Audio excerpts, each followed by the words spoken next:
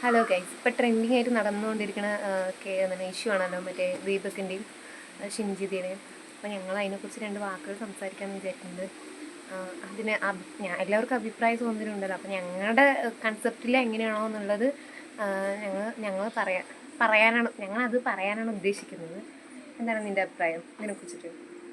അഭിപ്രായം എന്ന് പറഞ്ഞിട്ടുണ്ടെങ്കിൽ നമ്മൾ ആ വീഡിയോസ് കണ്ടിട്ടുണ്ടായിരുന്നല്ലോ. മെയിനായിട്ട് ആ സ്ത്രീ എന്താണ് ഉദ്ദേശിച്ചത്, ചിരിച്ചിട്ടൊക്കെ വീഡിയോ ചെയ്യുന്നല്ലേ. എന്താ ചിരിച്ചിട്ട് വീഡിയോ ചെയ്യുക, മുട്ടി മുട്ടി മുട്ടി നിൽക്കുക. എന്തോ ആൾക്ക് ശരിക്കും റീച്ചായിരുന്നു വേണ്ടത്. ആൾക്ക് കിട്ടുകയും ചെയ്തു. എന്താ പറയാ, മനുഷ്യൻ മരിക്കുകയും ചെയ്തു. അതാണ് ഇപ്പൊ ഉണ്ടായത്. ഇപ്പൊ ഇത്തിരി നഷ്ടം എന്ന് പറഞ്ഞാൽ അവരെ വീട്ടുകാർക്ക് മാത്രമേ ഉണ്ടായിട്ടുള്ളൂ. ഇതുകൊണ്ട് ആ സ്ത്രീ എന്ത് നേടിയെന്നാണ് എന്ത് നേടി? ഇപ്പൊ ഇത്രയും റീച്ച് ആവാൻ നോക്കിയിട്ട് ഇപ്പൊ എന്താ പറയാ, സൈബർ ബുള്ളിങ്ങും കാര്യങ്ങളും ഒക്കെ ആയി. ഇനിയിപ്പോൾ അവർ ഇറങ്ങിയിട്ടും എന്താ ഇതേ അവസ്ഥ തന്നെ വീണ്ടും ഉറക്കണ്ട.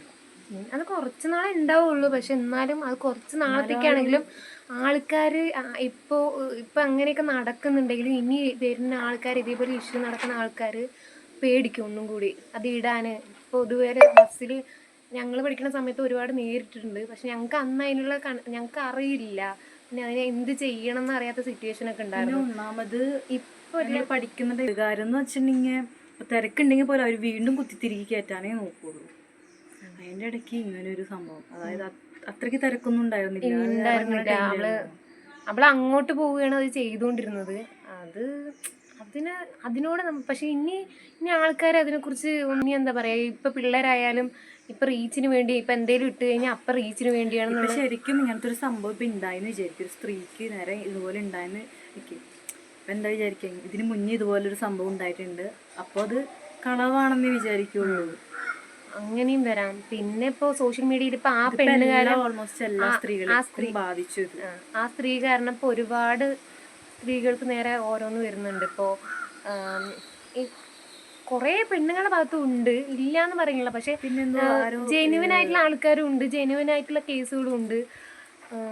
പിന്നെ അതുപോലെ ബലാത്സംഗം, ഇതേപോലെ മറ്റേ ഇങ്ങനത്തെ വീഡിയോ ചെയ്യുന്ന ആളുകളായ സ്ത്രീകളെ ബലാത്സംഗം ചെയ്തിട്ട് കൊല്ലണം എന്ന് ഏതൊരു BJP പ്രവർത്തകനാ അങ്ങനെ ഒരു ടോക്കും. അങ്ങനെ അതിനൊക്കെ എതിരെ കുറേ കമൻസ് ആ പെണ്ണിനെതിരെ.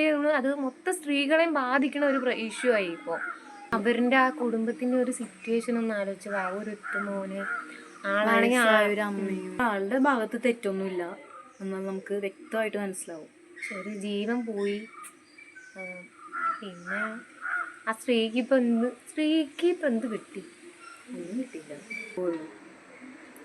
അതാണ് ഇപ്പൊ ഉണ്ടായിക്കൊണ്ടിരിക്കുന്നത് അല്ലേ. അപ്പോൾ എല്ലാവരും ശ്രദ്ധിക്കുക. ഇതൊരു ഒരാളുടെ ലൈഫും ഒരാളുടെ എന്താണ് പറയുക അഭിമാനവും ഒന്നും നമ്മളൊരു കണ്ടന്റ് ആക്കിയിട്ട് ഒരു റീലാക്കിയിട്ട് ഇടാതിരിക്കുക. അപ്പോൾ അയാളുടെ ആത്മാഭിമാനം നഷ്ടപ്പെട്ടു എന്നുള്ളൊരു സ്റ്റേജ് എത്തിയപ്പോഴാണ് ഇപ്പോൾ അവളത് ചെയ്തത്. അപ്പം നമ്മൾ ഇനിയെങ്കിലും ശ്രദ്ധിക്കുക, ഇമാതിരി വീഡിയോ ആരും ഇടാതിരിക്കുക. ഇത്രയും ഞങ്ങൾക്ക് പറയാം.